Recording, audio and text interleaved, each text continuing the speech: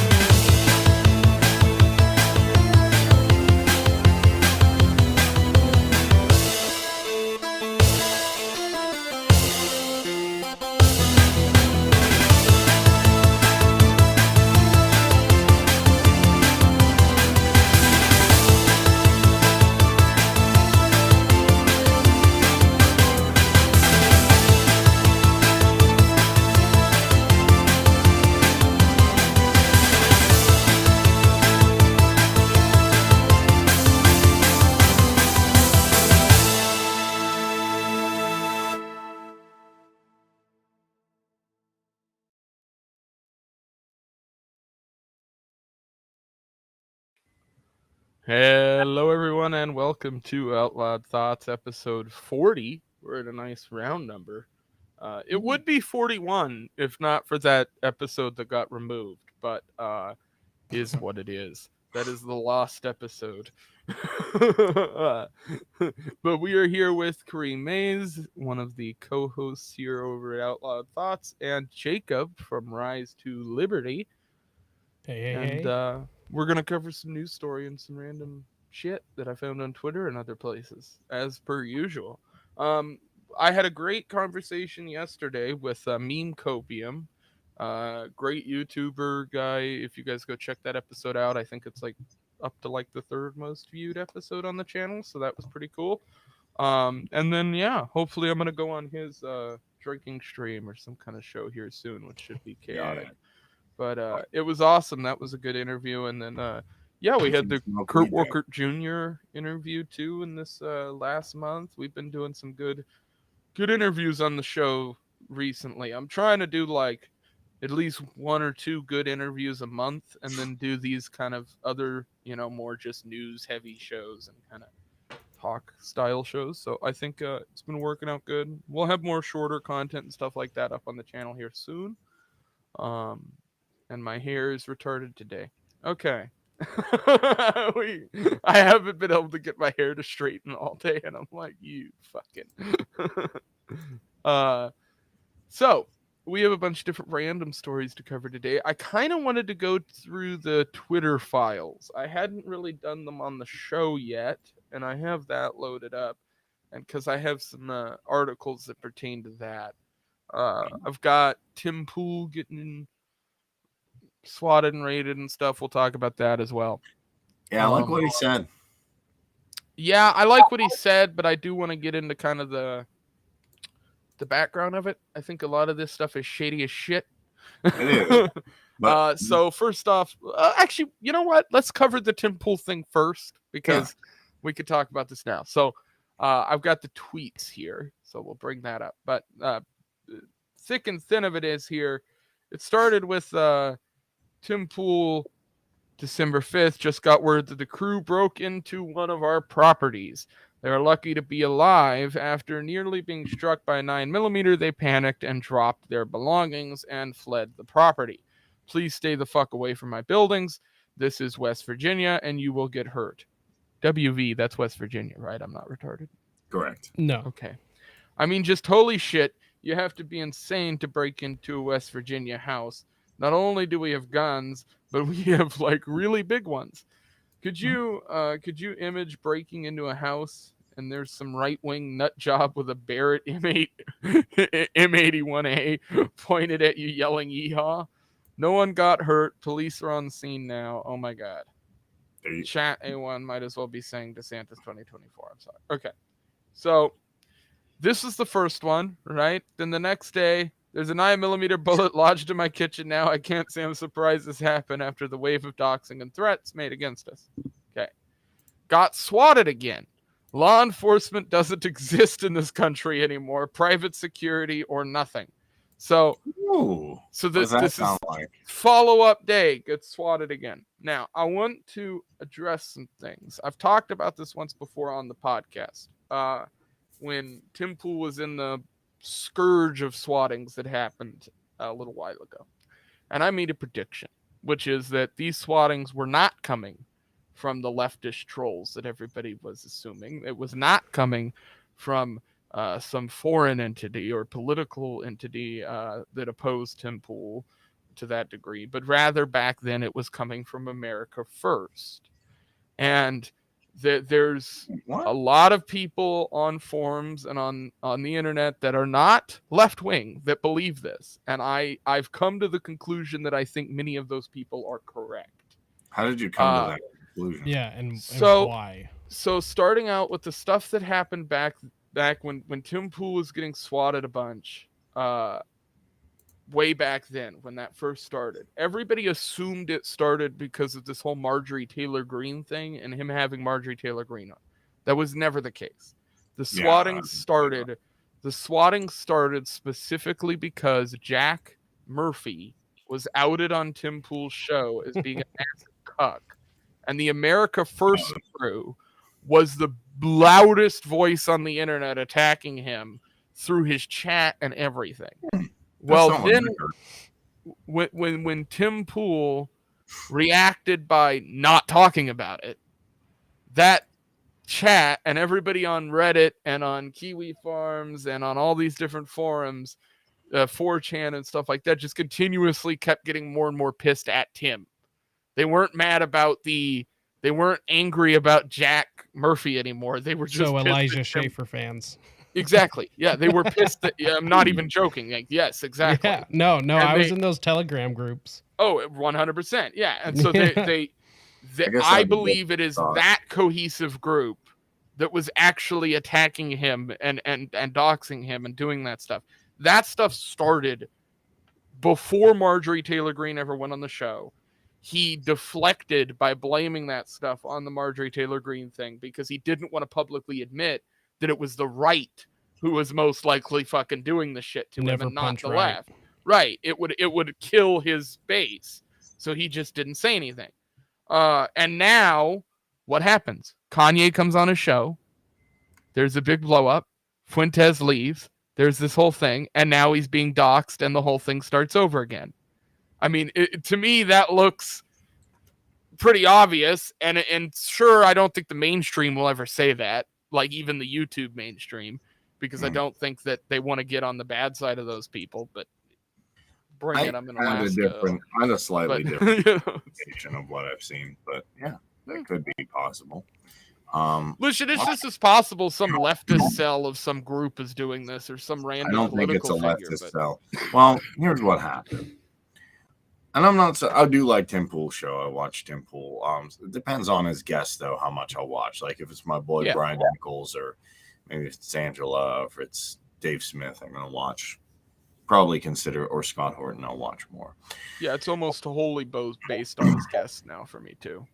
But from what I heard, went down, Krigler, if you looked at that, who's like this model skateboarder dude who's real good friends with Tim, said, hey, here's what happened. I watched Krigler. Yeah. And Krigler said this whole issue happened. And I guess like Tim's brother was bragging, like, I'm a real good hacker. I can hack into anything. I could do whatever I want. I don't know what his relationship to his brother is. That's where I was thinking some of that. So my understanding is that they've been on good terms now for a while and that Tim's brother is working behind the scenes with Tim. So the idea that his brother was the one doing it, I don't think works. It's too much work. Like, this isn't one person. This is a whole Discord chat or a whole Telegram group of people who are orchestrating this stuff. They're using VPNs with pass-through numbers so that they can call these police stations and know they won't get caught. And one of the few groups of people, unless you believe it's some radical leftist group, which I don't, because they have much better targets and much better reason to be going after them. All that Tim's getting out of this is more publicity.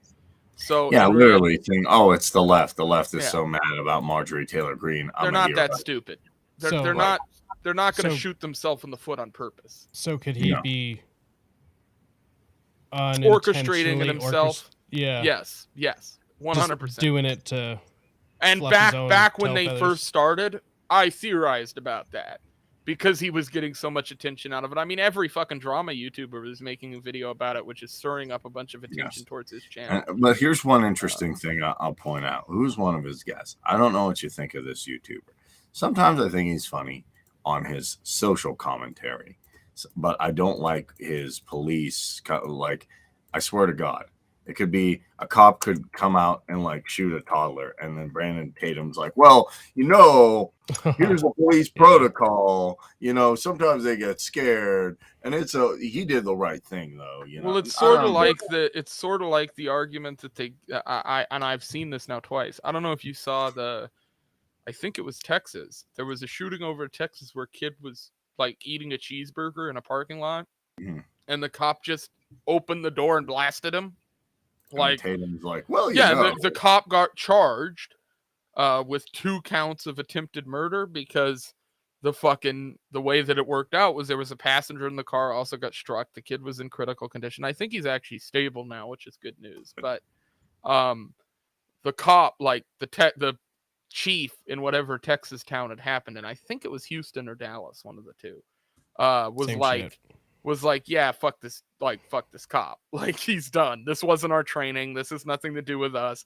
Like, just cut it off and do it. And I still saw cops on Twitter and ex-cops on Twitter defending the cop's actions, being like, well, he thought there was a stolen car from the day before. It's that brainwashing that's just so deep.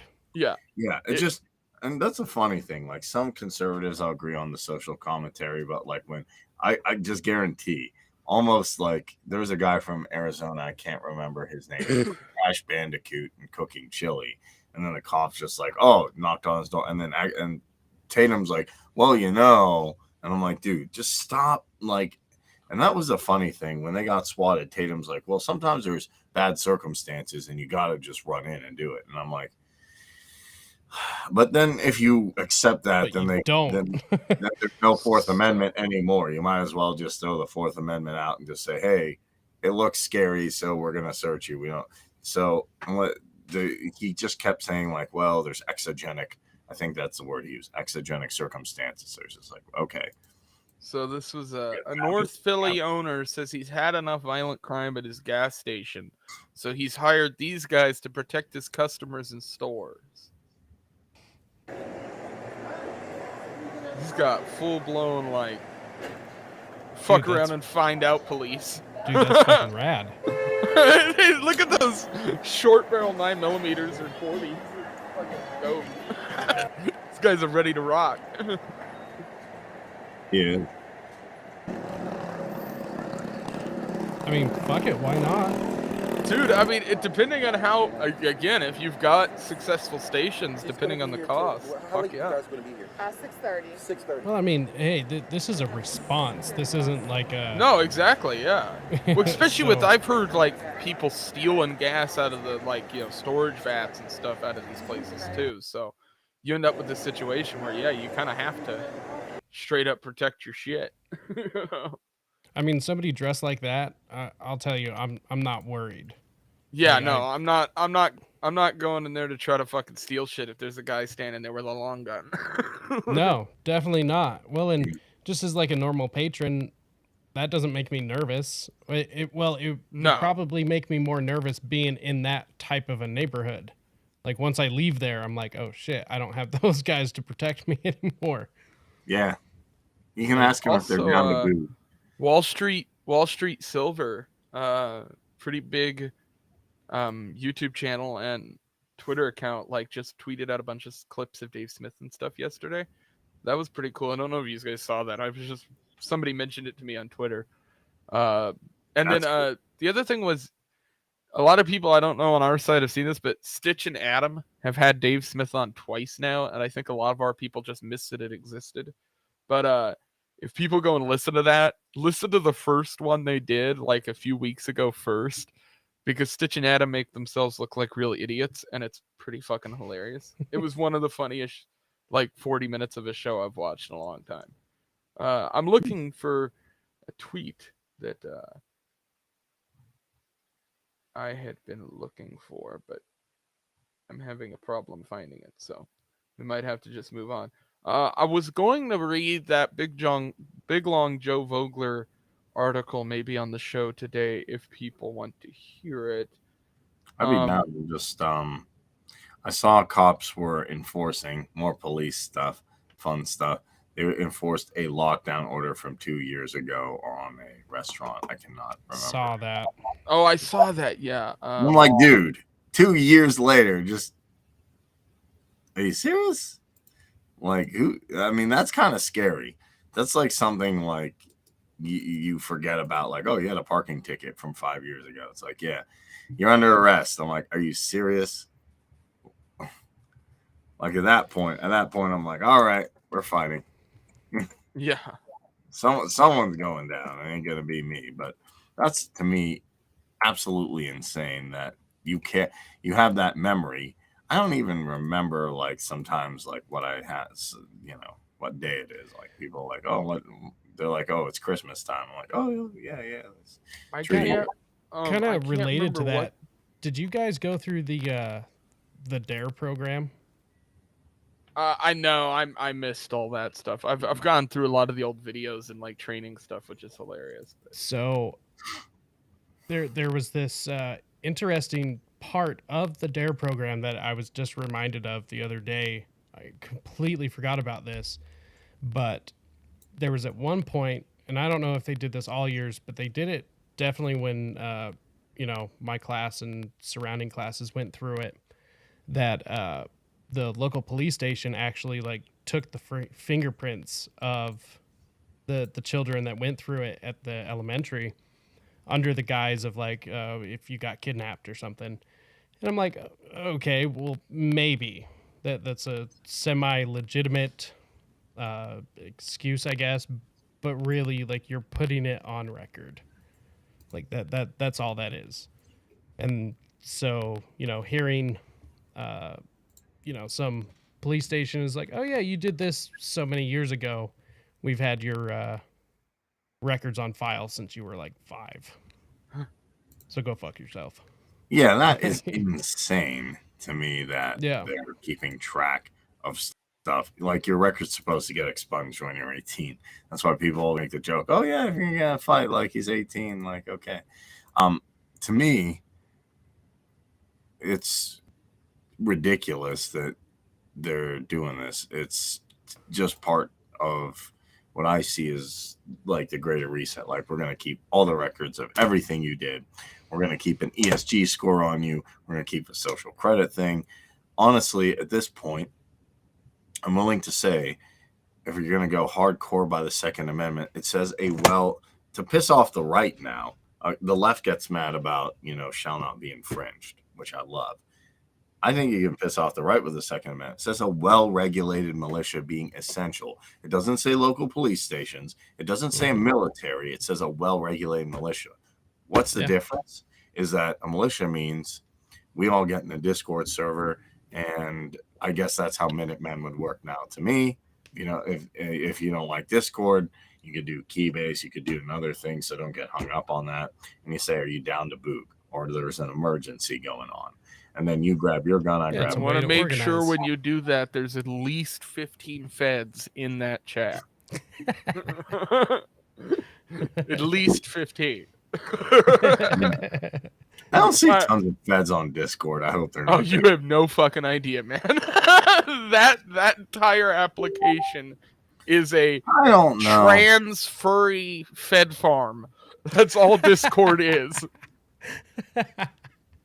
This is a bunch of trans people, feds, and furries. It's the TFF. Here's my new alphabet agency. Yeah, TFF.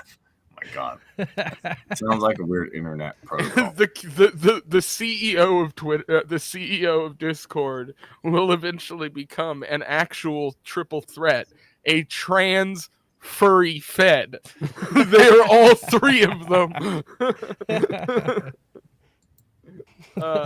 But yeah, that's the idea, is that a well-regulated militia and then private security outside of the Constitution makes sense.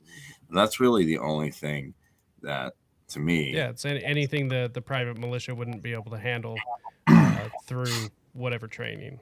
So we're gonna go through the 2 main stories I have for tonight are the Twitter files thread, which I think I'm just going to read through the entire thing and we'll talk as we go. And then I've got this big Joe Vogler article that was written by somebody who I'm hopefully going to try to get on the show.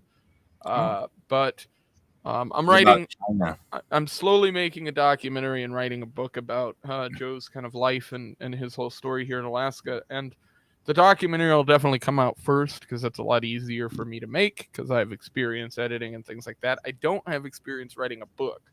So that's already kind of started with the kind of collection process of getting everything together. And now I just have to sit down and start getting pages down. But my goal is for it to be right in that kind of, I don't want it to be very long. I'm looking at like the 7,500 page mark, mainly because I want it to be something people actually fucking read. And I think these 300 page books, like people don't read them, unfortunately. I mean, there's a reason why it was easy for me to get attached to libertarian things when I read Anatomy of the State, is because it was short, it was easy. Vogler's life, unfortunately, there's not a ton of detail about it because before he came to Alaska, a lot of his Kansas days and things like that are kind of in the mystery of things. You don't really know details. So that stuff has to come from the possibility of me getting a hold of old family and stuff like that, which is what I've been kind of working on, which has been the hardest part of getting everything ready to write and get together, because I didn't want to just make a documentary that's just the same thing as City Confidential or the stuff that was already done on the topic.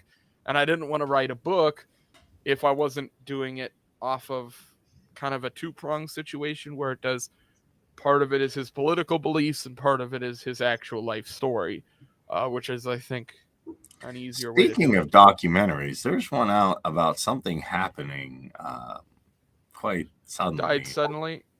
Yes. Yeah, I watched it. I'm going to be honest with you. I think that documentary is trash. Now, I don't think it's... I don't necessarily think it's wrong. It could very well be right, but I don't know who the fuck made it or what their deal was. But that is... It's just like...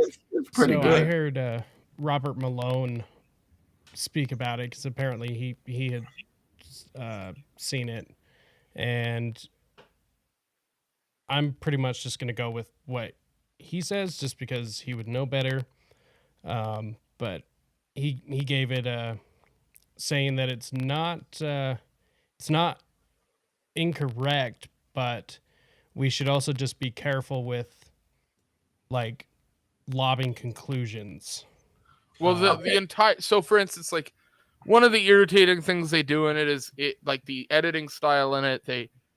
They show this Bill Gates speech, and then they hard cut right after he ends a specific sentence, and they go into criticizing the fact that he said it, and that's like 5 minutes of the documentary.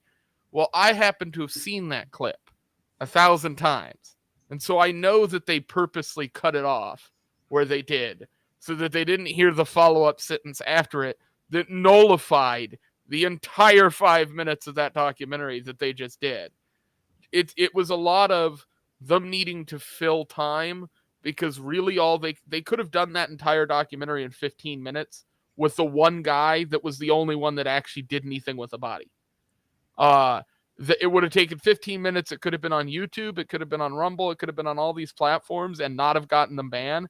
And instead, they wanted to drive everybody to it, by playing up on the fact that this is dangerous for us to put out there, when in all actuality, they're not drawing anything real, because none of what they're using in the documentary can be like replicated in the way that they're saying it can be. You don't know that anyway. They're not publishing any documents with this. They're not putting out, here's our medical syllabus that we've done on these fibrous clots. I don't think you need to. Yeah, they're still researching it. I thought it was really good, because here's the thing. I think it's good because it's the first one of these that'll be made. Okay, but here's the thing. I can tell you for a fact, I know I've heard stuff like that from people who are quite rich and affluent. We need to get the population down. They do say that. That's not, Prince Philip is quoted saying, if I could come back, I'd be like, it's not just like casually like, Yeah, right, but I think they were deliberately taking him out of context. They were doing the exact same thing that's fine. Bill Gates. They would get pissed. They're doing the exact same thing that I would get pissed if somebody did to any one of our people. It's like you can't just cut off a sentence and run with it. And on top of that, that's a small thing compared to the fact that I think they just draw a bunch of conclusions that, again, they don't have any supporting evidence for, other than the fact that they're saying, well, we saw this thing and that means it's this. Well, that's you can't make causation. You can't correlation. Can't really do correlation doesn't make causation, but I am willing to say I do believe their conclusions are pretty much all correct. Shout out to David, the young Meacock. Also, I love that name on you. That name's great. Yeah, I think it was pretty good. I'm sure your documentary will be good, though. I support your documentary, but I think a lot of their conclusions are correct. I don't think embalmers and doctors are just going to sit there. Well, I still have a ton of stuff I've recorded for the whole Epstein Black Book documentary thing I wanted to do. The problem with that whole thing became that I recorded maybe 8 or 9 of the profiles that I was going to do. My whole goal was just to do an episode for each name on the book, so it lasts 1,000, plus episodes. The problem is that when you start to do any of the research into the stuff, it's just utterly boring. No one wants to listen to it. It's not fun. Because most of the names on there just go to random CEOs of some fucking business, and so really what you end up with is you'd have to do an episode on 200 of the names out of the whole list. Yeah, well, and even that is gets kind of tedious, where I feel like it's not fun to listen to. So typically, if I don't feel like I'd like listening to it, it's not something I agree. The unfortunate thing about the truth community is a lot of people want the cool, hip, sexy, June, and then you come in and you can get that, and it's easy. They just need to hire people that know how to do it instead of being retarded about it. So Edward Snowden said, if you had to go through CIA, just don't be retarded. That's it. It's an easy solution. It's the final solution to this problem, really. Oh, okay. Okay, yay. But that's my thing is I think they said in an interview that died some, we edit it to make it kind of attractive, as opposed to here's my PowerPoint chart. Boy, isn't this bad, guys? All right, slide 2. It's okay, click. The cut editing and music and stuff wasn't really my problem. The biggest issue with it is, to me, is the production decisions that were made along the way. Okay, fine. The guy who produced that documentary had to sit there and decide how they were going to edit it and how the final cut was going to look. And they looked at that. So he's definitely not a filmmaker. Yeah, that would be my guess, is if they did get a professional to do this, they're not somebody who's been doing it very long, because I know people in this state who have made amateur documentaries on COVID better than that. So it just doesn't make sense to me. And the amount of money that I've heard has been used to produce that documentary doesn't make sense to me if that's your final product, because the majority of that documentary was if you've ever been involved in making film, you know that you can spend an ass load of money and produce a piece of shit. Yeah. Okay. It's not hard. All right. Well, I think what we are going to do is I'm going to switch things up. Instead of starting with the Twitter files, I'm going to start with the Vogler article, and we're going to go through some of that. I posted this on Facebook and Twitter, but I know it's long, and so a lot of people won't read through it. But this is kind of a general discussion that was posted 4 days ago by Modern Diplomacy. It says, Joe Vogler and the Alaskan Independence Party, the last secession attempt in the United States. I do hate the fact that people use this photo of Vogler all the time on articles and stuff, and I've posted it, but they never grab the full version of it. They always use the cropped out version, which is actually not from the article originally. It's from this other thing, and it looks like shit compared to the original.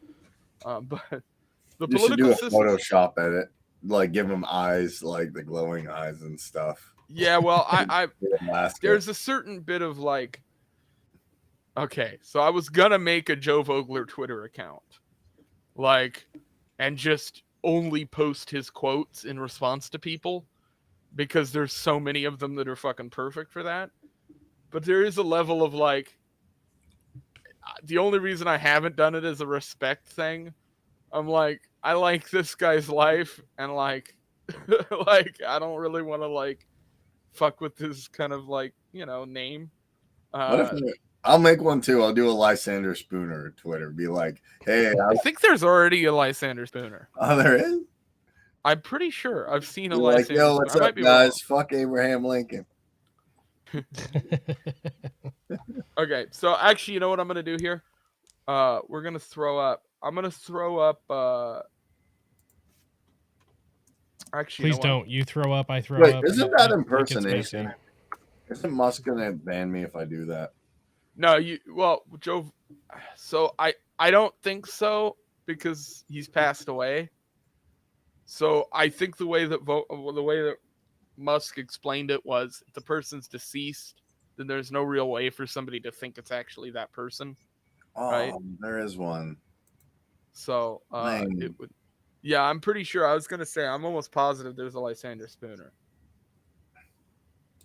I was gonna bring up this other thing first. I am gonna go grab a lighter so that I can take a hit of dabs before I have to read this. You guys want to vamp for a second and talk about something random? Yeah. You come up. People in China are overthrowing the CCP. Woo! Anarchy. Maybe.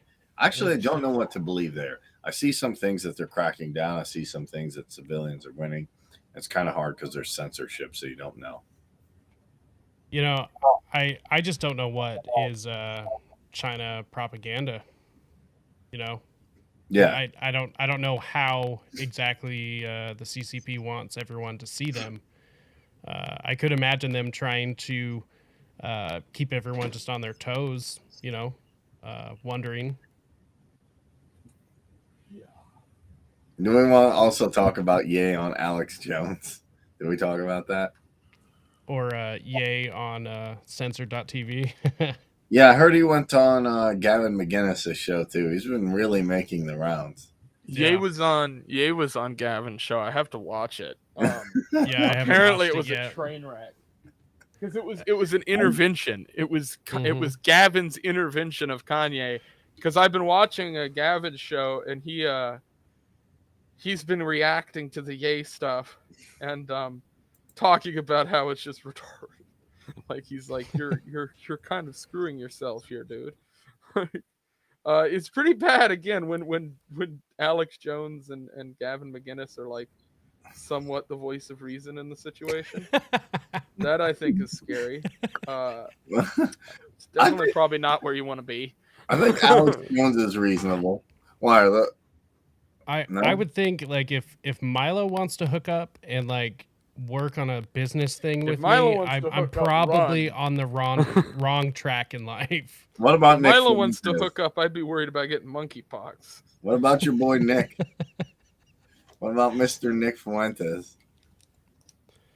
Fuentes? That seems like a nice kid. He's America first, man. He is the thing that he hates. That's the best way I can explain it. I don't know what Nick Fuentes believes, to be honest. I hear weird. I think he doesn't know what he believes. He's exactly like Milo. These people are transformers. They will just believe whatever pays them the most. They're grifters. See, I kind of think Nick is actually just like not out of his element, but he's smart. He's treading in deep water that he Politics is his element, and being a personality is his element. But he doesn't know how to do both those things at the same time without completely fucking himself and the people around him. He's betrayed every major friend. Yeah, he's betrayed every personality. But he's betrayed every quote unquote big friend he's made in the movement. He's fucked over people who've worked with America First directly and indirectly. He's badmouthed every person that's ever tried to help him. You end up with a situation where, sorry, bud, I'm just going to sit back and laugh at you. I mean, you're the cum hunter supreme now. That is how that guy will be known for his entire life. He's a guy who took a black light to a couch to try to discover whether his old roommate was coming. Like, I don't know what you guys like. Those are not the people I'm taking seriously on the political stage, and he did that to himself. True. Yeah. Oh, by the way, I don't know if we want to talk about. I don't have much to say about this. They called it for Warnock in Georgia. It looks like. Not that it really matters. Is Warnock the Democrat or Republican? I know nothing. Democrat. And they're running against Herschel Walker. Because I remember someone made like Walker Fetterman because like they say a bunch of like he's like I was hanging out with a werewolf and Fetterman can't really talk. So well, maybe the Republicans will be smart and sit at the table with the Libertarians next election cycle, because that wouldn't have happened if it weren't for a Libertarian fucking them, and that's what I think needs to be done. Chase Oliver, yeah, Chase Oliver is pretty cool. Even if I don't like Chase's like background style of libertarianism, which I absolutely don't, and I don't like his take on the whole trans LGBTQ gay thing. Whatever. Yeah, I think it's stupid, and I think anybody who would take their kids to one of these parades, where I've personally seen what happens at them, even in my state. Yeah, I wouldn't take it. If you take your kid to that, I think you should be ashamed of yourself. That's child abuse. And I think you're a shitty person. I'll say that, and I agree. Pretty much said that. So that's my take on the guy. I think what he did was smart. I think it should force the Republicans to come to the table. Doesn't mean I have to like the guy personally. I don't know. To be fair, there's some. But I think that's the beauty of us, is if this was a Republican or a Democrat, they wouldn't get that same treatment. Like, and I get that. Here's the thing, and I don't know Chase Oliver is everything. I know some people who were in the former Libertarian Party did like him, so I assume he probably has some more left-wing leanings. That being said, I like how he forced a runoff, because now it's like, look, you have to acknowledge us. We're going to do some stuff here. We're not just playing around. And even if it's just something small, something getting in the way, I like that. I disagree highly with Owen Schroyer that, it was good Mark Victor, got out. I want to I guess I still like causing trouble. I think that's important, especially if you want to keep brand recognition within the media. You have to keep causing trouble. Like, these libertarians keep ruining races. That's why what fucking New Hampshire does is so smart. And I think everybody bitching about it is stupid, because it's like, guys, they're doing the thing, and they're doing it not from a national account. So you guys can't take the direct heat from this. Like, I don't understand how this isn't a win-win for everybody. And I just want to wish Meghan McCain happy holidays, whatever she celebrates. And John McCain, happy holidays. Happy holidays, everyone. May you rot in hell. Yes. So I'll go ahead and get into this. Modern Diplomacy put out this. This was Nikita Triandafylidis. That's a really hard name it's Greek, I think, so it's really hard to pronounce. I'm not going to do it justice. Joe Vogler and the Alaskan Independence Party, the last secession attempt in the United States. The political system in the U.S. is characterized by a bipolar system of division with a Democratic and Republican Party. As a result, independent parties are hardly noticed and barely manage to scrap voters in the elections. I lost my train of thought already. I'm too stoned. However, independent parties in the U.S. have been around since the creation of the nation, and some of their leaders have gone as far as pursuing to secede from the federal government to the U.S. Joe Vogler was an Alaskan politician that railed a major nationalistic movement in Alaska for the state to secede from the U.S. Although his actions did not bear any fruits, his creation of the Alaska Independence Party opened the door to interesting questions and political theories. It is possible for an independent party to hold major power in the U.S., and how much influence do the independent parties have in one of the most politically divided countries in the world? Joe Vogler, an Alaska nationalist from Kansas. Joe Vogler was born on April 24th, 1913 in Kansas, United States. In 1942, he moved to Alaska, where he worked as a civilian employee of the U.S. Army Corps of Engineers in Fairbanks. That's the I don't know what the base would have been at the time up there. I think it would have Yeah, I'm not even gonna say because it would. I'm thinking of Greeley and a bunch of other places up there at the time that would have been running. Although he graduated with a law degree from the University of Kansas, his move to Alaska demonstrated his humble beginnings and love for a more traditional lifestyle away from the metropolises of America. Besides working construction and military bases, Vogler was involved in the development of real estate and mining in Alaska. Described by his admirers as a stand-up, no-nonsense man, Vogler started his early nationalist views of an independent Alaska in the early 1970s, where he frequently wrote letters to editors in newspapers calling for Alaska to secede from the federal government of the U.S. In 1973, he founded the Alaskans for Independence organization to label his petition drive to secede from America in 1984. He founded the Alaska Independence Party, AIP, which he led for almost a decade until his sudden disappearance and death in 1993. So I'll stop here and say, so this is going over his general kind of upbringing, where he comes from. What I'm going to be writing about is hopefully I can fill in some of the blanks of his early life there that is not really public to an extent. I have some connections that I'm hoping can help with that. As well as a lot of just bringing documents and photographs and videos of him together that have just not really seen the light of day. Most of this stuff I would love to see some of that. Most of this stuff lives on DVDs that were burned and sold at events in the late 90s and 90s and late 80s. So for this documentary, where's it going to? Are you going to put it like on Rumble and YouTube and everything? And then are you going to have commentary from like some people who knew and some people who are still part of the party? So yeah, there's a lot of people over here that are still part of the AIP that were friends of him, knew him. There's a lot of people that I know just around my state that were affected by him or saw what he did. So I'd like to have little blurbs, interviews with them, even if it's just 30, 40 seconds a person, just to throw in between kind of margin breaks. What happens if your documentary reignites the party and they do it? Do you think it might? It's great. I mean, I'd love the cause that he was calling for secession. They call it that. They say he was calling for secession. That isn't necessarily true.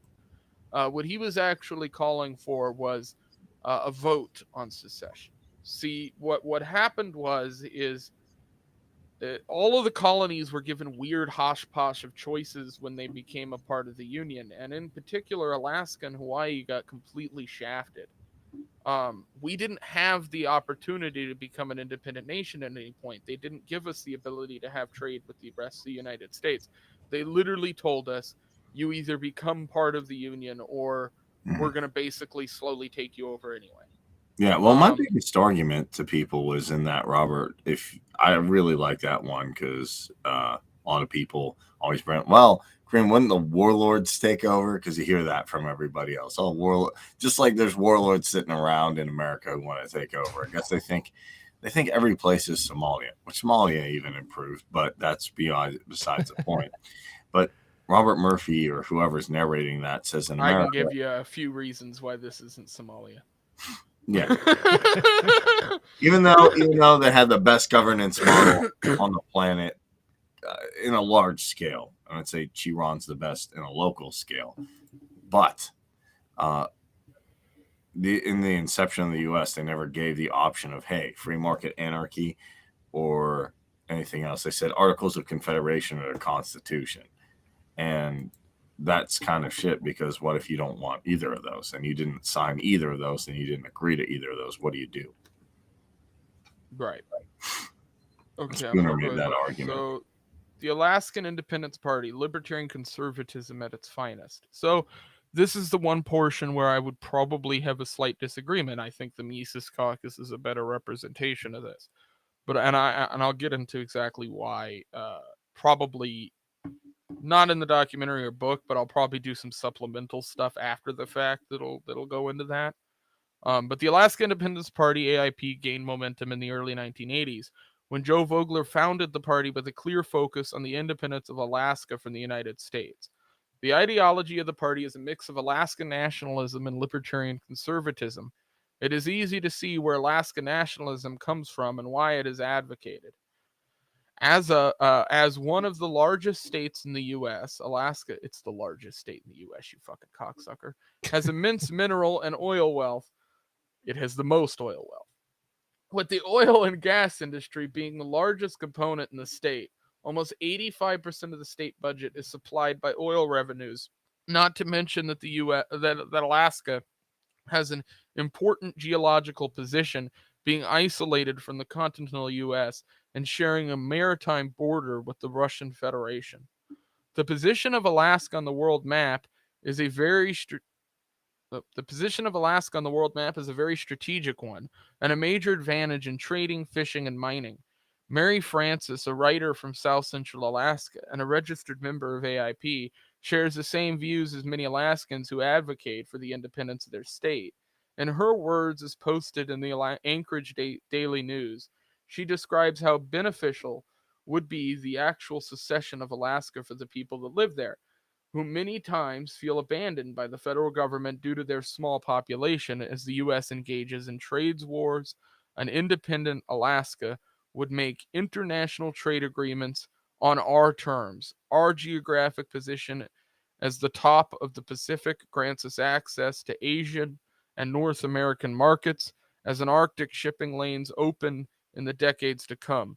European markets, currently we are delegated to the position of a dejected American outpost. Yet all air cargo being transported between the United States and Asia flows through Ted Stevens International Airport.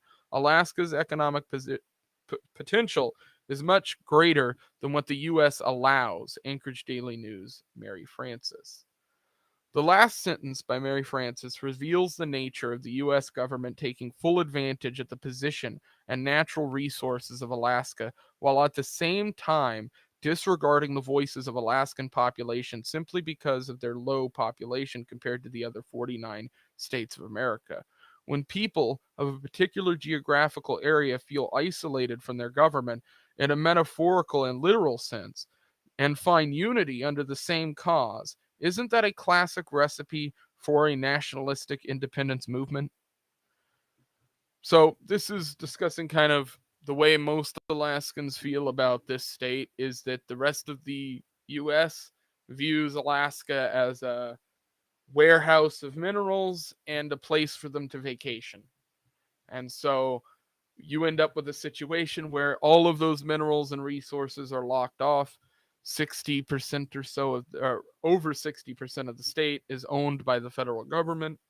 And this was really what Joe Vogler was opposing back in the day. His entire political career starts with the federal government fucking with his mining operation.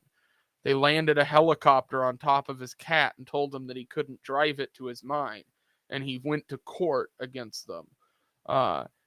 That was the beginning of all of it for him regarding the entire thing, and that was because the federal government began coming in around that same time and taking all these lands under these national park laws and saying, well, we're just going to take this, and these lands are ours now, and deal with it, you know.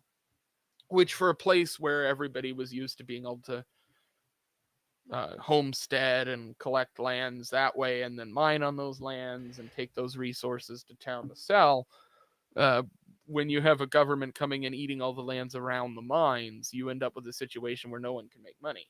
So the whole thing falls apart. Regarding the philosophical ideology of the party, we can see many similarities to other political ideologies in the U.S., like the Libertarian Party and the Republican Party. The primary ideology is based on traditional American values such as the right to bear arms, privatization away from the sphere of public sectors, and of course, limited government interference. These particular American values are mixed with the libertarian conservative philosophy that advocates, among many things, the maximum economic liberty for the people, combined with the minimum government regulation of economic and social life, although on many occasions this political and social philosophy is mirroring classical liberalism that distinguishes it is the focus on American values and a sense of morality and duty toward the idea of free and independent people from any form of government regulations. So I'm going to skip some of this here and we'll go on. That way we can save some time. We'll get to the other stories here. But okay, this is a sudden disappearance. So Joe Vogler made a couple of unsuccessful bids for public office, with the first one being back in 1974, when he ran for governor of Alaska, only to lose by a large margin to Jay Hammond, who represented the Republican Party. After that, in 1978, he tried to run as a lieutenant governor alongside Don Wright, only to lose again to Jay Hammond. He made two last attempts to run as governor in 82 and 86, but his efforts did not result in a positive outcome, although none of his efforts resulted. But his efforts did not result in a positive outcome. Although none of his efforts resulted in a victory, Vogler still had quite a few thousand supporters that railed behind his nationalistic cause. His libertarian rhetoric appealed to many Alaskans that felt that indeed they are being exploited and overlooked by the U.S. government. He was extremely un-American in a political sense and a harsh critic of all government's institutions that he felt had no place in the state that he envisioned. Sorry, I'm trying to... On May 30th, 1993, Joe Vogler suddenly disappeared, just a couple weeks before he addressed the United Nations on the issue of Alaskan independence. A close friend called the authorities after not hearing from him in a couple days. An investigation took place to find him. After a couple months and unsuccessful attempts to find Vogler, a man called the authorities, informing them that a suspicious truck with a bullet hole in it at the back was seen at Fairbanks at the same time that Vogler disappeared. The man driving the truck was identified and taken into custody.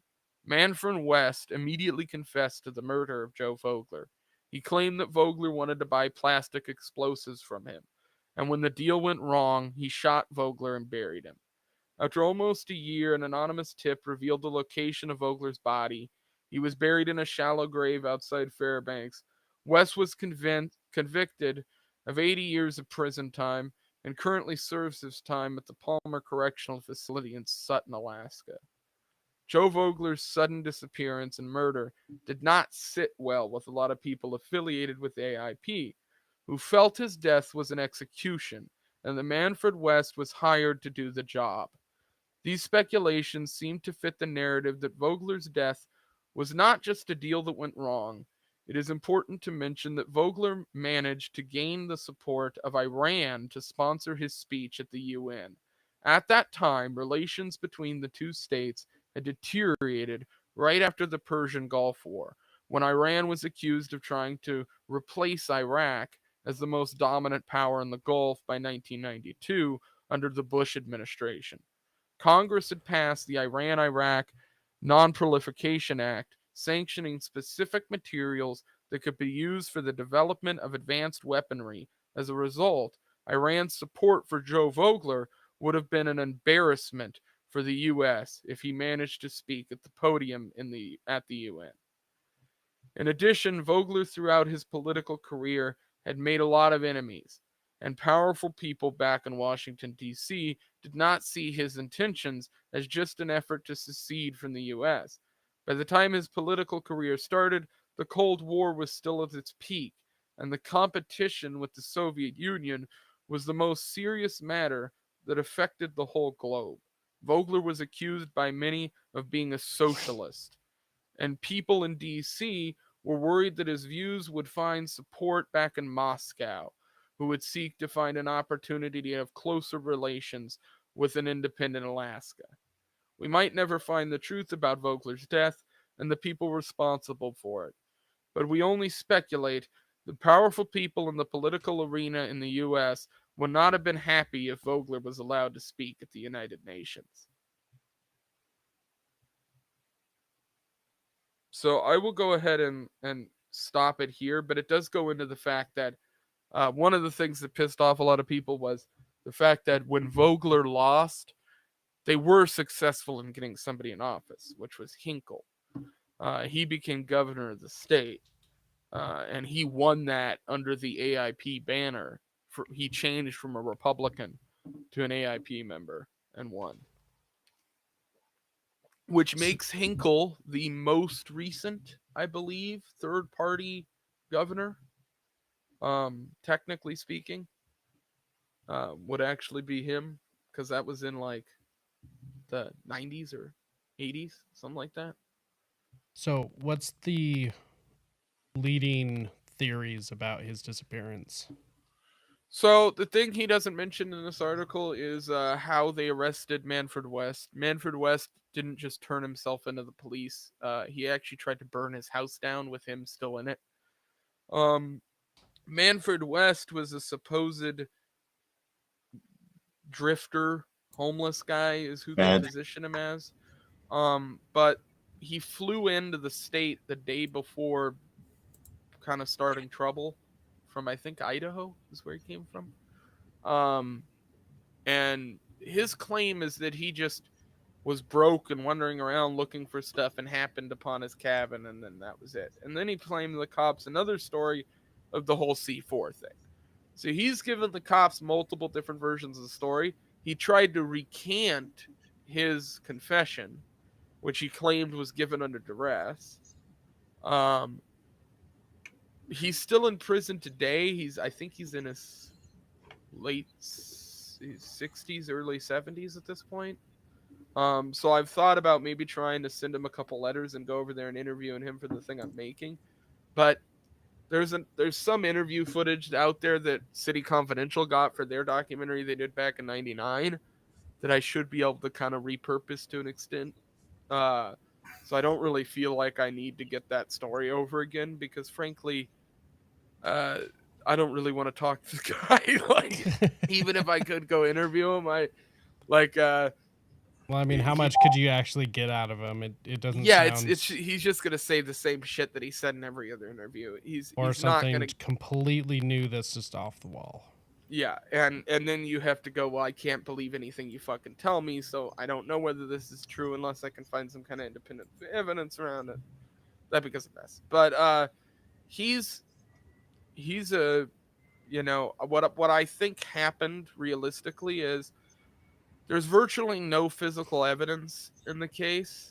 And another big problem that I have with it is that, you know, there was no trial. Manfred West pled no contest and then tried to go back on that later. So there was never any actual trial. So no real in-depth cases were ever presented.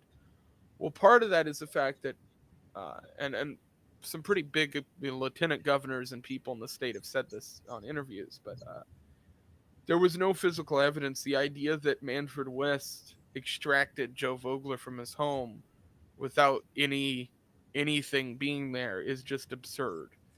And so what you end up with is either Manfred West was not the primary person doing this, and there was multiple people there, which would explain why there wasn't any physical evidence and explain why it was so clean in a sense.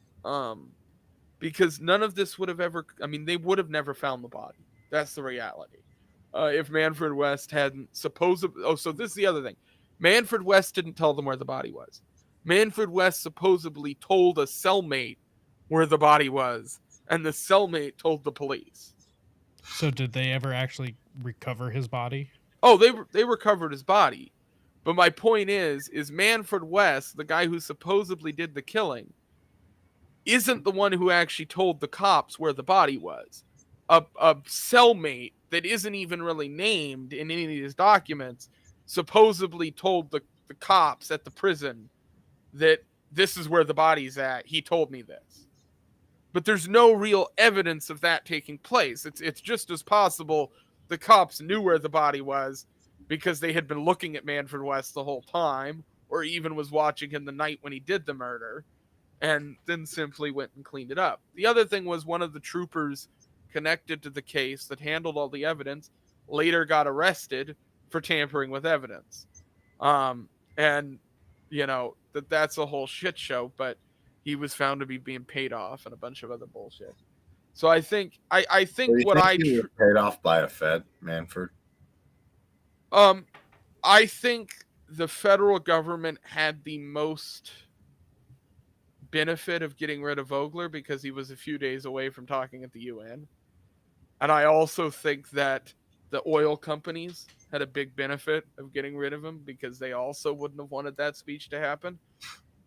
They were getting huge payoffs by the government and they were getting supported by the Fed. So they're in a position where they have to kind of hate him. And he did go after a lot of those guys too in his past. He didn't like the way the oil companies treated Alaskans in a lot of places. And I personally agree with him in those cases. But the fact is you end up with a situation where it's either that this guy was knocked off by multiple people who were either in part or whole paid off by a group, whether that's oil companies or some CIA or FBI agents, is beyond me. But I lean more towards government involvement in this case, specifically because a lot of it comes down to the police botching things and the police being involved in this.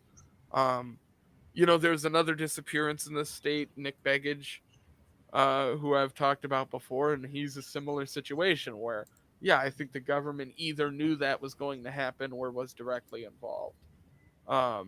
He was on a plane with Hale Boggs, guy who was involved with the Kennedy and Martin Luther King investigation stuff, where they were trying to find out if they were linked. And then he got on a plane with him. He was the governor of the state at the time, and ended up, plane disappeared. No wreckage ever found. No anything ever recovered. And his wife then married some dude who was arrested for building bombs and shit like that. It is a wild story, but it comes down to, like, dudes were offed. You'll never know who really did it, but they were offed. In Vogler's case, I think there's much more evidence pointing towards the fact that I think feds paid some people off and just had the guy killed. Or feds just went to the oil companies and did the same. Or gave them the green light. Jeez. Everybody, it was Manfred. And I think Manfred West was a gigantic fucking patsy. I mean... Hey, Manfred West was acting on his own, and so was Oswald. There's no chance that the CIA orchestrated any hits. And there's no chance that Bill Gates believes in depopulation is controlled by reptilian entities from negative dimensions in the astral plane. And the mob did not kill Jimmy Hoffa. No, they didn't. And if you get some shunganite, you get a nice sticker, you can block the EMF things and save yourself from oxidation. So, out of everybody here, who has actually looked at the Twitter files? Like, read through the... I haven't read through the second dump. I was watching other people's coverage today, though. Okay. Watching Jeremy, the court. Basically, what I got from it is this. Twitter's interfered in elections, especially like Vijaya Gotti. It's not everybody who knew this. Ro Khanna even had concerns like, why are we censoring? She's fucked. Vagina name is she's fucked. She's screwed because her name is all over that shit. I think she knew she was fucked early on. Vajayjay, that was the name. Now, the one part for me is people are like shocked. They're like, Twitter removed content at the behest of Democrats and Republicans. Let's not forget that. I'm sure they're gonna do the same thing now. I just like. At the same time, I'm like, at least we know it happened. Yeah. And Benzo Barbie, nothing will happen. Yeah, nothing's going to happen here, guys. Sorry. The reality is the Twitter files mean nothing because at the end of the day, the media is controlled by a monolithic structure. And unless they decide something happens because of it, nothing will take place of it. Like Elon Musk buying Twitter doesn't solve the problem of Twitter. No. It only solves the bias of Twitter, right? But the problem of Twitter is still that why the fuck are we doing all of our politics on an app? Like, that's still the problem of Twitter. Like, let's not get it twisted. Like, the idea of a digital public square doesn't really work. No, it's play terrible some fucking too. Cards and get together. Suck it up. Don't be pussies. Yeah. Well, why not, like, let's have, like, an actual public square? Mm-hmm. like just a big amphitheater or fucking straight up shit. Hear ye shit. Like, I want soapboxes on every corner. I don't give a shit. But this stuff, like, and Twitter can exist and all these things can exist, but maybe it needs to be a rule that, like, politicians just start on Twitter. Yeah. I have a better idea. There's this country. That'd be pretty based. Like, the politicians would have to just go, like, yeah, you go, well, it pushes them through the media. It's like, no, they can go on YouTube. Yeah. They can go on Twitch. They can talk all they want. If it's live and people can react to it live and talk back and forth, no more Twitter.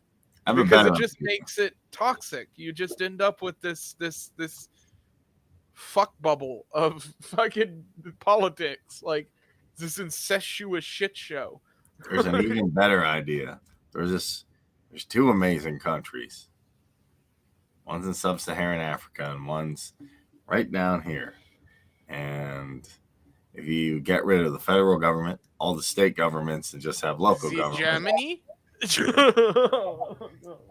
You didn't say the other country. Well, it's Somalia and Mexico. And she Elon is still a human and has human biases, like with Alex Jones and the kid thing. Yeah. Elon's not human, man. He's Neuralink. He's putting in chips in people's heads. It is officially a private company now. No one gets to fucking complain. Whatever Alex Jones does on his own time and Elon Musk does on his own time is up to Elon Musk now, because it's just his company. And anybody who doesn't like it is just going to have to get off Twitter and figure out how to live.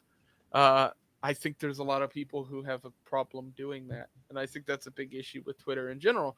I think we've seen that, Twitter is going to play a big role in 2024, just like it did in 2016. I think that's pretty clear at this point, because you have Trump's account back on there, and eventually he's going to start using it again. And eventually the left is going to go crazy over it. And if the left is smart, they do a media blackout on Trump. They don't talk about him. But we all know the media wants money. And so the media isn't going to be smart. They're going to talk about him. And it's going to make him split the Republican Party, like I've talked about before, because you have too many groups within the Republican base that like too many candidates more than him. And so you're going to end up with a situation where when 2024 voting season comes around, the Democrats are going to end up winning because not enough fucking Republicans are going to go vote for whatever candidate gets nominated, because they're going to get dejected by the other Republican that they wanted not getting in. And I think however the Republicans react to that, I don't think there's really a thing they can do to fix any of it. I've got a YouTube chat here. Hey, fellas, why are we still dealing with this outdated two-party system? Well, because of everything I just talked about. Because the media is a monolith, and the government likes there being two simple parties, so they can make people think that they're arguing when they're really not. Okay.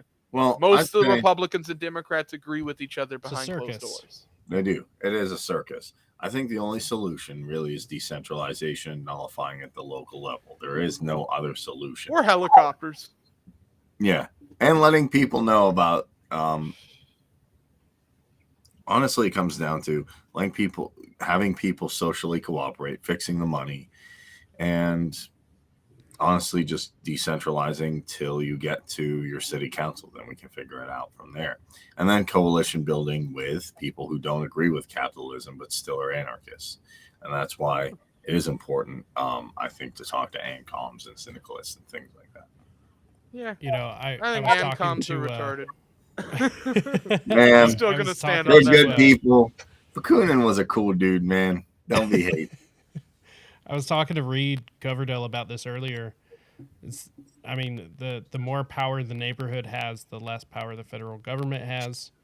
And if we can't even protect our own like tiny villages, we expect to go up against this, I don't even know what you would call it, but we expect to go up against this all controlling like thing that just will not stop.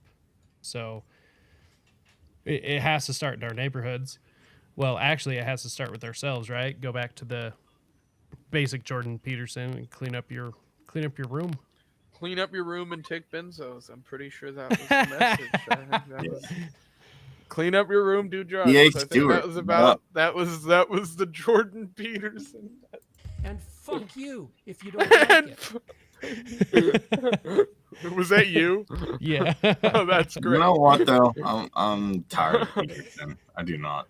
So I was tired of Peterson like 2.5-3 years ago. The fact is like when he and I talked about this in a clubhouse once and got in a vicious argument. It was hilarious. Oh my God! You told me to clean his room. Here's one problem. Well, no, it's just the guy like. You cannot go from telling everybody how to live their lives and to be constructive in their households and all this hooey shit that he, did, which works, by the way. I'm not taking anything away from it, but when the fucking messenger for that system is a guy who's willing to get hooked on prescription drugs because some guy in a lab coat said, yeah, these definitely won't fuck you, I can't support that anymore. Like you kind of lost all your principle to me. How do I sound this without sounding? It'd be like if Ron Paul woke up tomorrow and made a YouTube video where he's just sitting in front of the camera being like, all right, here's what we got to do. Bomb them. Just straight in. Just send them all. Just nuke the fields. Napalm everywhere. Like grow the Fed. Yeah, exactly. Like we need to print more money. Like I get what you mean. I take an easier approach with Peterson. I definitely acknowledge the fact that it's interesting, taking life advice from somebody who obviously hasn't cleaned up their own room. Yeah. But you ever hear the guy on Rogan? He's a libertarian, I think. He's done stuff with Cato. He's got black guy with big long dreads. He's a professor. Yes. Yeah, he talks about ending drug wars, things like that. Yeah, he's great on the drug war, but he openly talks about the fact that he does heroin and things like that in his home. Right. So I'm never going to take life advice from that guy. No. That dude is Peterson has earned a certain amount within his own lanes. Like you said, you would never take away from what before that done. point. Yeah. I mean, beyond the second book wasn't quite as enthralling as the first. Yeah. But I wasn't a fan of it. Here's my I have like a copy I read when I went to Florida, and it was good, but it wasn't as good as the first. However, Maps of Meaning is intense. I've heard it's intense, but here's my issue with Peterson. Well, I have a few issues. One is this. Sometimes he can't answer a simple question. What's your favorite color? Green, blue. He's like, well, what do you mean by favorite? And what do you mean by color? See, there's a pseudo structure in Jung's hierarchy that if you walk upside down and calculate the parameters of the stars, then you can figure out that maybe in a pseudo intellectual world that in color is representative of the more broader, higher. Sometimes it just becomes like word salad. Like, dude, you could say you like green. Like, not everything has to be. That Peterson, more so than just about anybody in the intellectual space, fervored a bit of hero worship, and instead of leaning away from that, he leaned into it heavy by going on people's shows and saying he is the voice for all these people, and he very much so made himself into that character, and then at the same time was actively lying to everybody about who he was and what his actual character was, then continued to lie about it, got caught, and made excuses about it. Said, I was in an emotional state and all this stuff was going on. It's like, yeah, I'm sorry. You're an intellectual. You have a high IQ. You've talked about your personality openly. We all know who you are. So we all know you should be capable of stopping yourself from doing this. And you weren't, because you didn't clean your room and you didn't do the things that you claim to profess to follow. See, I think him signing with Daily Wire was a way bigger. Oh yeah, that's fucking that was. But that's because that destroyed my trust in him. He have over the Netanyahu? Here's my he had a Netanyahu interview. And that's when I lost. I'm just like, I'm done with this dude, because here's the issue. Well, that's out of his lane though. He has no business being there. You know? Yeah, like why are you talking? And here's my problem. He does have some Muslims on. I listened to. He did have some Muslim guests, and that's good. But my problem is all of a sudden he started taking this really crazy, which is funny because I'm not a fan of Andrew Tate either. Andrew Tate's taking a positive stance on Islam, and Jordan Peterson's kind of like saying like, "Why do you hate everybody?" Can I tell you the difference though? Andrew Tate is open about who he is. Like no one who watches, like I've watched a lot of Andrew Tate. No one who watches Andrew Tate doesn't understand who Andrew Tate is. I've watched his reality show days when he was out of character and just forming his kind of way he talks and his mannerisms. You can see who he's become. He's very open about who he is. He is a bit of a character. Yeah, I'm not a fan of him either. That is what it is. The fact is like I'll say this. I think to me. It is a copy almost of what a lot of Dick Masterson and other people have been saying for quite some time.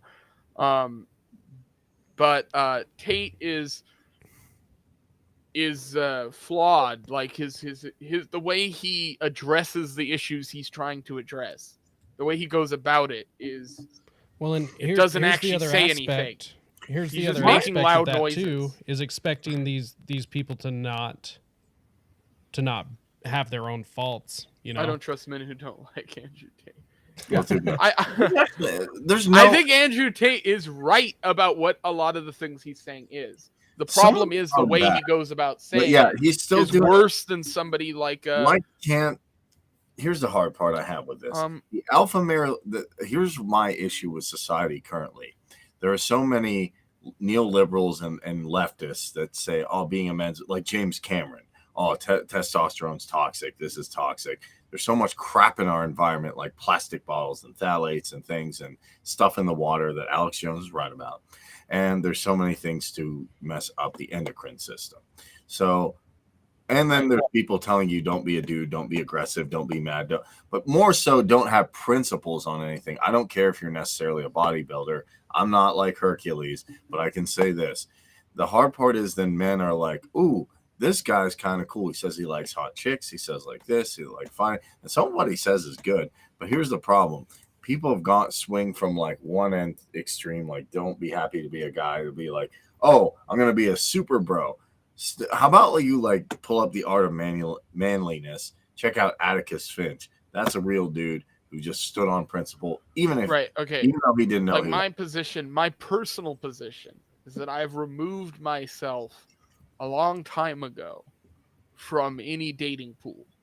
I don't think it's smart at this point. I think it fucking clouds people's judgment. I think it fucks up the way people think when they're younger. I think it generally leads to people who are unprepared to lead a life. They tie themselves to another individual at a young age. They get trapped in these relationships that fucks them up. So I am somebody who would be technically, if you ask anybody else in family or around town or anything, they'll say, well, he's asexual or whatever, right? In the sense that, but that's not really what I am. What I am is I don't think there's value in somebody in my position having a relationship. I don't see it. There's no value in it. And the problem I see happening is that what Andrew Tate gets right is that he assesses relationships and men and women with value, the same way you do in a marketplace, just like we understand within economics. I think that is very smart. I know it seems chauvinistic and it makes people turned off by what he's saying, and some people don't like it. But the reality is he's talking in the way that everybody thinks about a relationship. No one wants to say it, but that is how, like, when women are thinking about dating somebody, and we have a chick in the chat, she can tell you, are you thinking about, and if you're thinking about a long-term relationship, you're not thinking about that person's necessarily in the moment looks and the way that they are addressing your problems as much so as you're looking at long-term what they're bringing to the relationship, the value that they have, that they are bringing to the table. So this could be job, attractiveness, the way they carry themselves and act. It's the sexual market value. Exactly. And that is completely removed from the feminist ideology. They do not use it at all. Yeah, well, it's why it feminism is demonic. And realistically, it's why feminism is doomed to always fail in every one of these movements it brings forward, is because you can't move forward with any feminist ideas without putting a value to things, right? It's almost like Mises's argument against socialism is also pertains to the market of relationships in a sense. That's the most autistic thing I've ever said, but it is true to a sense. No, it's not. It's correct. I mean, forget if it's crazy. Kevin Samuels. Kevin Samuels does a much better job to me of putting forward those ideas than much of what Tate does. Kevin Samuels was much better at it. He just passed away. Yeah. Also, what I want to see is like a Marcus Aurelius influencer. I don't necessarily like these pseudo, because my dad's a professor, so I had a different thing. The problem with marriages is divorce. Yes, that's true. And licensing. But the issue I have is there's a lot of people like Peterson who are career academics. And there's a lot of people like Tate, and I still like Liver King. I'm not going to juice it. But there's a lot of people who are just like jacked in the gym. What we actually need, what actually would be good for young men. There's the chick in the chat's take. I agree 100%. I'm trying to get Penzo Barbie on the show, but my thing is, I'm looking for more of someone who's not a career academic, not necessarily like an MMA fighter or someone who just lifts weights, but someone who has balanced the two, like a jacked person who does understand like a nice Jack Murphy. Yeah. No. Great influence. Kareem's got just a giant. We're gonna come on the next episode. Kareem's just got a poster on the back wall, big beard. Yeah, about 19-year-olds say. Start talking about how your wife went out with Matt last night. What's funny is Tim had him on for so long. He's like, "This is my buddy Jack Murphy." I still follow him on Twitter. Yeah, I do too. I don't hate him, but it comes down. I don't hate him, but it did take a lot to not jump in that dog pile when everyone was going after him. But I was like, no, we'll save that for another day. Right? Yeah. Well, it's like you fucking end up with this whole again, like I talk about the whole feminism argument in comparison with the whole Tate thing, and it's like Tate got banned for nothing. He got nuked for like absolute bullshit. Like, and if you look into like everybody brings up this whole he's sex crimes and all this stuff it's like when you actually look into that stuff, it's non-existent. It's like basically he paid some companies who do like cam girl stuff where he was paying to facilitate the cam girl part of it. And everybody's like, well, that's a sex trade. It's like, no, that's business. Whatever. Well, no, he wasn't involved in it was a business he was running. Yeah. Basically, I think the extent of it, and this is where I understand it, one of the things he was doing was renting out a bunch of businesses in foreign countries where they would go find all these cam girls and then put them under their banner and have them move into their housing and stuff. Basically, a cam girl pimp, but with like the OnlyFans model. Which is what a lot of these people are doing, by the way. That happens in the U.S. There are tons of houses right now where there's like a manager and like 8-9 women all on OnlyFans, all doing cam content, all working on Pornhub. Mm-hmm. I mean, that's Adam 22, the guy who runs a podcast. That's his whole fucking thing. It's like he has people on the podcast and then records porn afterwards. Like, I mean, he turned that into a business model. Not my thing, but hey. Again, it doesn't have to be, but that's where they're making their money. Like, that's how these things are working. So, relationships, sex, all this thing are already in the marketplace. It's just that half the people don't want to admit that they are. And so that's why you're seeing all these statistics get run through with all these, the anti-feminist people who are being like, yeah, the majority of women aren't going to ever be in a long-lasting relationship in a few years. And talking about all those kind of stats, it's because when one side isn't seeing what's happening and the other one is, then eventually they're just not going to mix anymore.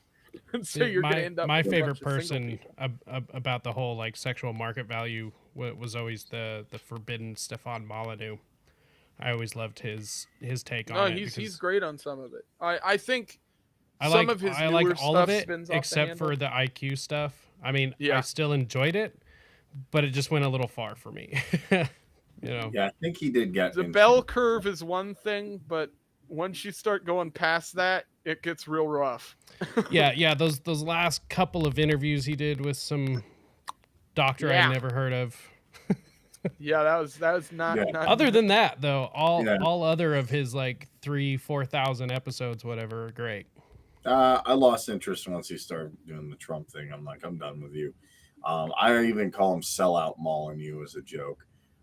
He had some pretty bad takes on, I don't know, after he went Trumpy, he got like people like Eric Prince. I don't know. He's not actually that great of a thinker, honestly, anymore. I like what he was doing, but he's not like an intellectual. I think he's somebody who sort of got broke by the internet after a certain point. Correct. I think there's a lot of those. Yeah. There's a lot of those guys. Gonzalo Lira. I see everybody pumping that guy out. That guy is a complete fucking sham. I think Stefan has kind of settled into where like he needs to be naturally, like where he is now. And I think that's a perfect place, like for a philosopher. Where is he? I don't. I mean, he's just doing his own free domain radio thing, or he dropped the radio. It's just free domain now. But he's on Telegram, DLive. I know he was doing a bunch he has of an Odyssey account and stuff. Yeah. But he still does the call-in shows, which are fucking phenomenal. And it's not like horrible. I just don't know how much of that he can ever like get back.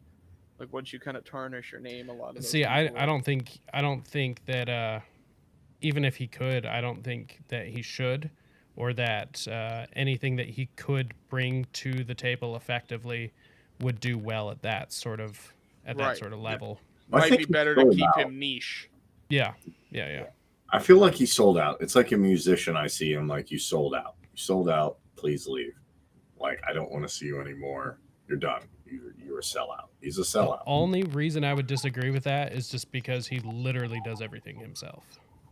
That's fine. He's still sold out, though. Well, I mean, what would you mean by sell out? Like, to me, I'm always gonna. Okay, even if the world's ending tomorrow, I'm still like, and someone's like, don't be if you just change from an anarcho-capitalist to a minarchist, you can save the world. I'm like, no. Because I've got so hardcore over the years because people are just like, but Kareem, if you don't vote for, so-and-so, Oz will get in. Most important election. Biden will get in. Just like this, Trump will get in. And at a certain point, I'm like, I'm sticking to my guns. I'm sticking to libertarianism. I'm sticking to the ideas because for me, if I don't, what is the point of what I'm doing? If I just pivot, then it doesn't, to me, I wasn't intellectually honest. If I just say, well, I'm going to give up on anarcho-capitalism, then I have a whole, literally, I'm using the ANCAP flag. I'll change that eventually to something like a cool art thing but literally I'm predicated on, here's how you can do self-governance. Here's how it can work. Do I know 100% that it can work and be better in government in every single instance? No. But for the purpose of what I'm doing, for educating the viewers, and for every system I've analyzed, and I've looked at like tons of stuff, not just Democrat, Republican. I looked at syndicalism. I looked at Bakunin's work, which me and Leighton, which we have a differing opinion, look different. ANCOMs are cool dudes. Don't listen to him. And Died Suddenly is good doco. But for me, the only two, at the end of the day, logical things that I've seen, the economic systems are authoritarian communism, the state owns everything, or anarcho-capitalism where the free market does it. I don't like these like pseudo, well, let's socialize this piece and that. If someone wants to do that in their own community, fine, cool, whatever. But like overall, the only moral and consistent philosophy to me is anarcho-capitalism. First created by, Rothbard. Mises had the idea initially, and then Rothbard did the actual term. And people like Leeson are bringing it forward. And that's where I'm going, is that I'm going to see this thing out. Like when I got my degree. I agree with you. I'm on the same wavelength. So no, that's what I think the difference in principle is. Yeah. And I think even if someone said Ron DeSantis could save America, you voting for him? No. Oh no. Personally, I believe even if I know he could, I would not. It's just kind of like I've got so much into where I'm at. I don't like Jeff Bezos at all, but he made a really good quote and said a really good quote. Don't be flexible on your dream or vision, but you can be flexible on the details. And that's how I look at things. If I got really a dream or vision, like, okay, I'm going to do this cryptocurrency exchange, I'm going to do my own news show, I can be flexible on the details. Like, okay, maybe I'll do it here. Maybe I'll use Rumble. Maybe I'll use Odyssey. But I'm not going to be like, oh, yeah, anarcho-capitalism doesn't work or minarchism is better. And I'll never do that. I'll never say that. That's my problem with Stefan Molyneux. Just stick to your guns. Either the state's bad or it's not, like he said. Either we do kindergarten morality, it's wrong to hit, steal, or not. And even if it's someone who's even say Trump was less bad, he's still part of the state. So I'm not accurate. I'm not like ever going to say, oh, just put somebody in the state because they're a little bit less evil. That doesn't seem to work. And that violates the whole principle of the state's evil if we just kind of say, oh, well, if we just get Republicans in, magically, it'll change. And House Republicans won. What do? America first. Oh, look, Sam Brighton stole a bag. Is that bad? Yes, he violated the NAP. Is he kind of, like a weird dude? Yeah.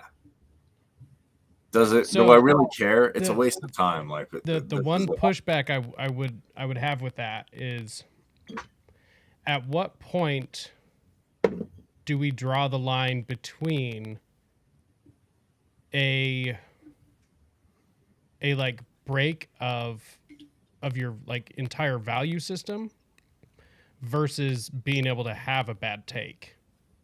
Because now, let me preface this. I believe that Stefan went all Trumpian with that because of him wanting to grow his YouTube channel and everything. It was completely a business move.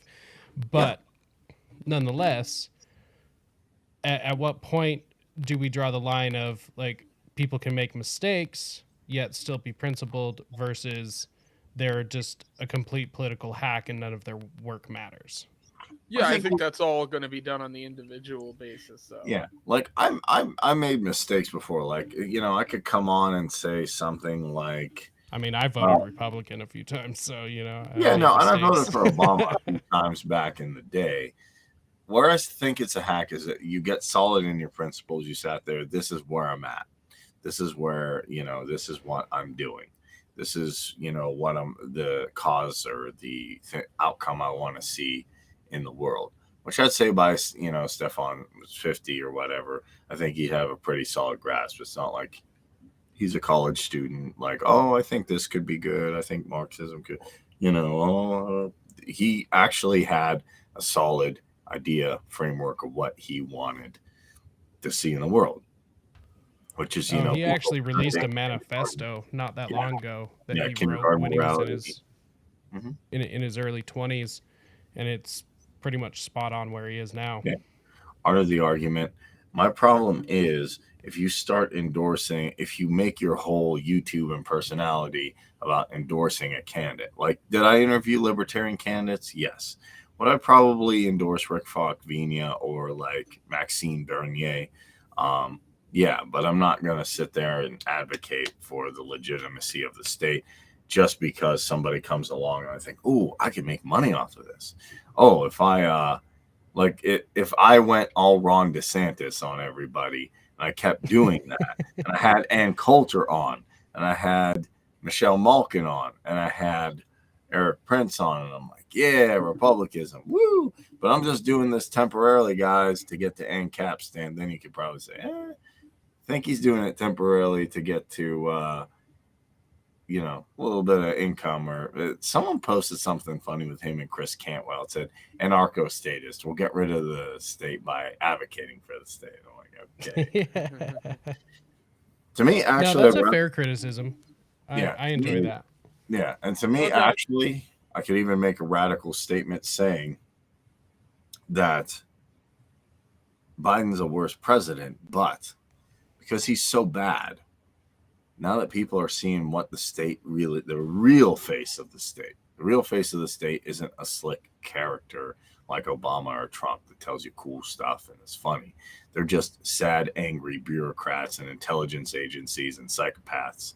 And now people are seeing what it really is. People are seeing what's really going on because Biden's making it so bad. Now I can actually sit down with someone and be like, look, I know you said anarchy was chaos in the Bush years and Somalia and all this, but now here's what anarchy really is. It means no masters, no rulers. And people are like, oh, no masters, no rulers. Okay. And things are so bad now that, hey, maybe the one silver lining out of this administration being garbage is we can convince people what anarchy really is. And then maybe they'd go find that out and say, well, I don't think it means chaos like everybody had told me. Because everybody in government, Republican, Democrat, mainstream media, oh, look, we destabilized this country, or, you know, we install a new regime. Oh, it failed. It's anarchy here. Look, this is anarchy. Isn't it? It's bad. It's just people killing other people. So that's what I want to impress is like, look. Oh, God. Benzo's got competition in the chat. Yeah. Hey. Fine. What the heck is this? Sex bots. Yeah, buddy. Hell yeah. Let's get it. So, awesome. Well, I think we can kind of close out here. I think this is like an hour. You know how we can save America? Sound money and make adult work legal, which we can work with the left libertarians on. That'd be awesome day. You know, we could make a lot of shit legal, although I do kind of enjoy the fact of you know, becoming a shine runner. You know, there's something about that just speaks to my soul. Yeah. So this bot is going wild. I'm getting rid of them as fast as they can pop. Yep, that's the time to cut it right there. All right, take it easy, guys. Peace out. Thanks, guys. See you next time. Go check out Rise to Liberty on YouTube and Spotify and all that. RiseToLiberty.com/links. I'll see you guys.